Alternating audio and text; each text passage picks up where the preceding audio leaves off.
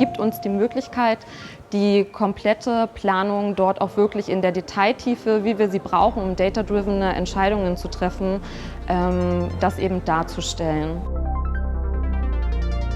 Ich bin Juliane Weigel, ich arbeite für die Villeroy & Boch AG. Ich bin Sales Controllerin und Projektleitung für die Implementierung von Board im Bereich Dining und Lifestyle. Wir nutzen Board für die Sortimentsplanung. Das bedeutet, von der Preisgestaltung über eine Neuheiten- und Aktivitätenplanung können wir dann auch eine Jahresplanung darstellen. Wir haben auch einen rollierenden Forecast, mit dem wir unterjährig unsere Entwicklungen dann darstellen können. Und wir haben auch eine Beschaffungs- und Produktionsplanung, die wir aus dem Tool dann ableiten können.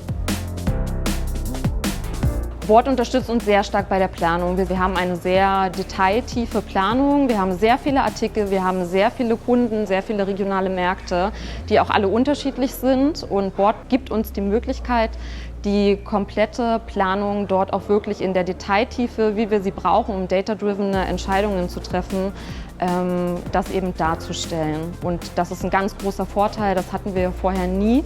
Und wir können dort auch Prozesse abbilden, die wir vorher versucht haben, mit Excel-Dateien zu lösen, was nie die Planungstiefe hatte, die sich alle gewünscht haben. Also es ist ein sehr, sehr großer Erfolgsfaktor, um unser Unternehmen nach vorne zu bringen. Also wir erwarten uns tatsächlich viel von einer Artificial Intelligence in Zukunft. Das ist, glaube ich, der Weg, wo wir hingehen müssen.